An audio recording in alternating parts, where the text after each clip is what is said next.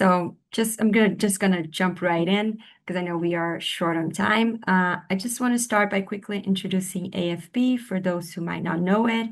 AFP is a global news agency present in over 150 countries, and its main goal traditionally is to cover the main events that are going on around the globe, elections, wars, and lately, us as a society as a whole, we have just realized that those major events are also very much impacted by what happens online, by the narratives that are spread on social media. So in 2017, the agency adapted a little bit and started to cover these stories as well. And that's when it launched its digital investigation team, first with just a couple of journalists in France. And today we are one of the biggest fact-checking network in the world with over 120 journalists that are dedicated to monitoring what happens on social media and verifying misinformation campaigns.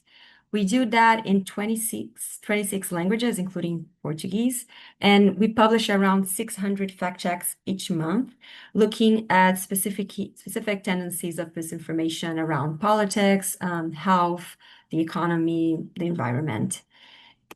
And our main focus is on verifying potentially harmful and misleading content that is spread on social media, but it is also that is shared by in the public discourse. For example, if a president just says a fake claim on a televised speech, for example, it can be verified by us as well. And like many of us have been talking here, we are facing a big challenge with AI. This has completely changed the volume of misinformation that we see being shared online, but also the type of misinformation that we see. Before, I think there was this very big sense that if you could see something, if you had visual evidence that something had happened, that was enough to know that something was real. But AI has really changed that. So right now it's possible to see a video, a photo, and you still don't know if that's true or not. So that really has made us adapt to this kind of misinformation. And this is specifically dangerous during elections. Like right now in Brazil, we are preparing for a major presidential election in October. Current President Lula is going to be trying for re-election. Apparently, it's going to be a very tight race. So we are seeing a lot of misleading content online. And I've prepared a quick overview of the kind of contents that we are seeing here in Brazil. And the idea behind this is not only to share a little bit of our work, but to share the patterns that we have been seeing here. We were talking a lot about media literacy and about training journalists. And I think that when we are talking about dealing with misinformation, a big part of that is knowing what to expect and being ready for the patterns that are going to come up in different countries, in different contexts. And I think that during elections, it's very, very common that you're going to see some of the same contents that we are seeing here. So that's why I wanted to talk a little bit about that. Just to give you a general idea of the reach that we're talking about here, so far this year, in 5 months, we have verified dozens of AI-generated photos and videos involving candidates and involving the election. And together they reach over 10 million social interactions, which is a lot. And that can be very dangerous when we're talking about a decision-making moment. For example, right now with an election, we know that any information that is shared online and that reaches that many people can eventually sway votes or can at least get in the way of people's opinion and how they're going to decide who they're voting for. So it's very important to make sure that they have access to credible information when they are making those decisions. So this is the main kinds of content that we have seen so far. It's very common for us to see AI-generated statements. So this can be making it seem like a candidate said something that he never said, or false statements of support, for example. I have some examples here. I have added subtitles into them in English. I hope you can understand. Just to give you a quick context, this is our former Minister of Finance. He's going to be running for the government of São Paulo, and this is a video of him that was being shared online recently in Brazil. Eu gosto de taxar os pobres. Eu não vou mentir. Can you confirm if you can hear the videos? I forgot to check that before. Yes, Yes, we do. thank you. Thank you so much. Eu sei que 98% da população brasileira é pobre. Como a gente só tem 2% de milionários, eu não acho justo taxar essa pouca quantidade de milionários, sendo que a gente tem 98% de pobres no Brasil. Então, So again, this is something that he never said, but it is something that plays with people's beliefs because he is usually criticized by his opposition as being someone who likes to tax people, who likes to implement a lot of tax. That's one of his main criticism that he gets. So it's a type of content that really plays with what people already want to believe about him. So that's why it works, and that's why it gets so viral. This is another example that we saw recently. Maybe there are some Brazilian people here, and if there are, I'd love to know if you've seen any of these videos being shared. This was when Shakira came to Brazil recently to do a free concert in Copacabana. I'm just gonna play it. Libertem Bolsonaro e elejam Flávio presidente. 22! So she would be supposedly expressing support for Flávio Bolsonaro, Jair Bolsonaro's son, who's also going to be running for president. We also see a lot of AI-generated electoral polls, so just sharing numbers that don't exist. These are two examples that we have fact-checked this year, and they have something in common, is that they use journalists' images to pass on numbers that are not real. So the first one would show Lula winning in the first round, and the second one shows Flávio Bolsonaro taking the lead. Both of those are not real. The numbers that they share are not in any actual poll. But what I think is interesting about those examples is that anyone can make up a poll that doesn't exist, right? You can just open your Facebook or your X account and just write something that you think you want to be true, like, okay, so Lula is going to win in the first round. But that's not going to be very believable. But if you use AI, you can just create an entire news anchor and make it seem like they are the ones giving the news. So it's much more believable and it's much more dangerous. I'm going to play just one of the videos so you can see just the level of the type of content that is being shared. Bom dia, Flávio Bolsonaro assume a liderança nas intenções de voto para as eleições de 2026. A nova pesquisa nacional divulgada hoje já provoca impacto direto no cenário político e acende alertas nos bastidores de Brasília. So just saying that it has completely impacted Brasilia, right, Brazil's capital, and making it seem very intense. And I think it really plays with people's emotions and what people already want to believe. And again, that's also why it works. And in general, just using journalists' credibility to pass on misinformation, other types of misinformation not related to polls. The first example right here, it's a news anchor that doesn't exist, saying that the government has been caught illegally sending assets to Cuba. This is something that, again, plays with what people already think of the government. So it works. And it steals journalists' credibility by making it seem like they are the ones who are giving this information. So again, it can be very dangerous. And basically, AI is being used to make candidates look bad. So, Perdón, Clara, un segundo. sure. Estamos teniendo un tema con la pantalla. Okay. Horacio, no sé si se cambió la modalidad porque la estamos viendo, en vez de ver la pantalla completa de su presentación, lo estamos viendo pantalla partida. La vemos a ella, la presentación y aparte la vista del Oh, okay. ponente. Let me try sharing Ah, again ahora in a sí. different way. Ah, listo. Sí, Oh, Clara, en lo que tocaste al final se arregló. okay. Let me share again then. Okay. Do you still see my screen now, right? Ahora te vemos a vos. Okay. And again, and now? A vos y la pantalla. So it's okay. Necesitaríamos ver solo la pantalla. Okay. If I click on it, it does not work, right? Let me just go again. Ahora, The entire screen mode, please. Okay.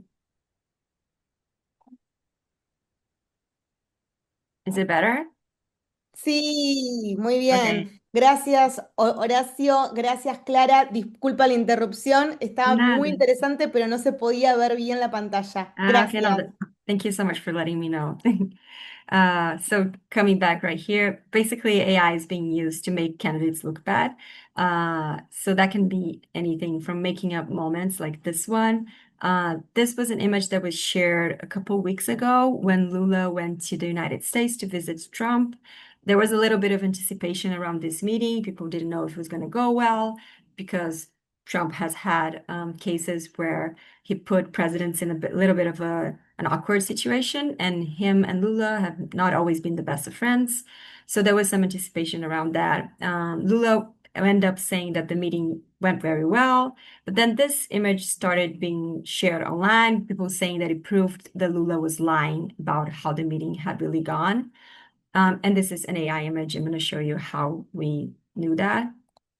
And some other examples showing candidates in compromising situations. This would be Jair Bolsonaro's son, Flávio Bolsonaro, with a banker who is in the middle of a fraud scandal here in Brazil.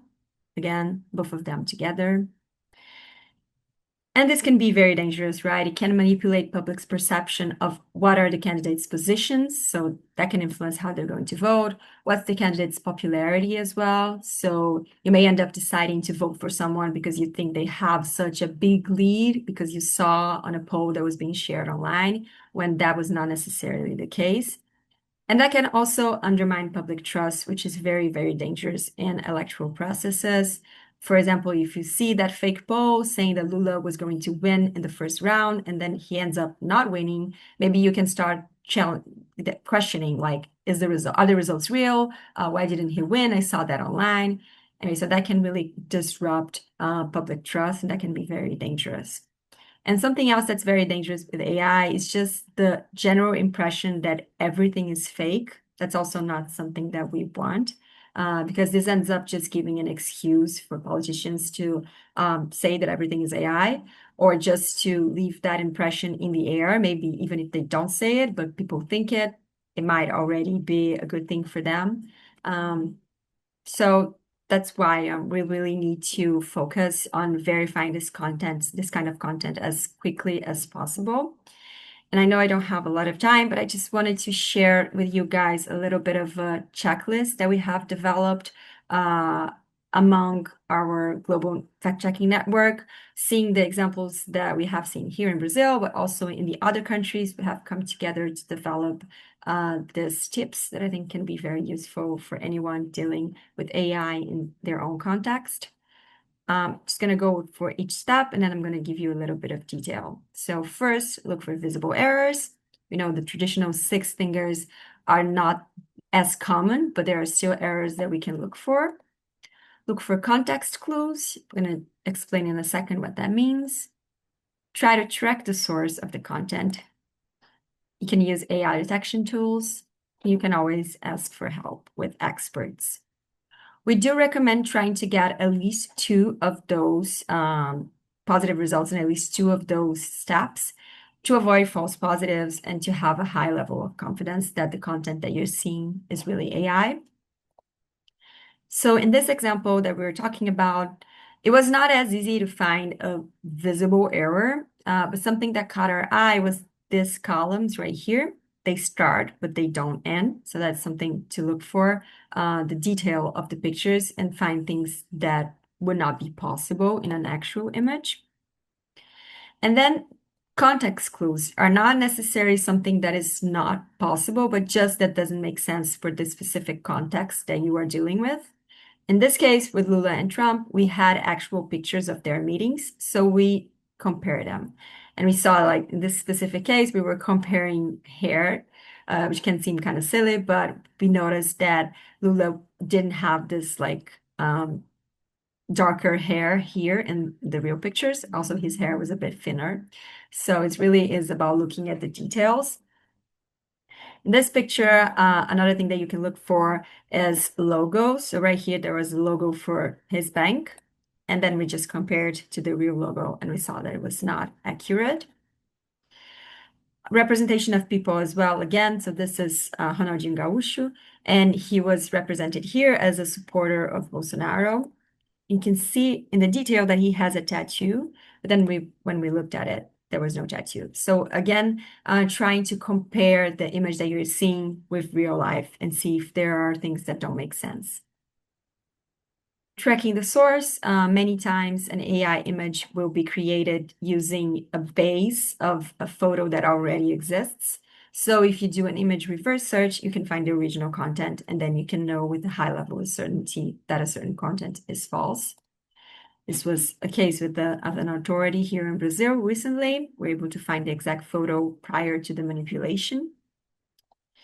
And many times you can find the first time that an AI content was published online, and the user will have left some label saying that that was AI, and this can be useful for your investigation as well. Or you can just find bios like this ones. This is in Portuguese, I'm sorry. But it just means that the profile that originally published the video made it clear that everything that he was sharing was fiction, or maybe shared a bio saying that if you wanted to learn how to make AI videos like he was making, you could join a course. That's also an interesting element in your investigations. Use AI detection tools. There are many detection tools out there. I do recommend Invid, which is a plugin that was co-developed by AFP. I can share the link in the chat after I finish this. It's very useful and has very trustworthy tools to identify photos, audio, and videos. And again, if you're not able to identify the relevant evidence, talk to experts. They might be able to see things that you don't see as clearly. In this case, with Lula and Trump, we spoke with an AI expert, and he ended up confirming our suspicions about the columns, but also pointing out other evidence. And well, just briefly saying that we have a digital course with some of this content. So if you want to learn more about AI and a little bit more about our experience, you can check it out. It's in Portuguese and Spanish.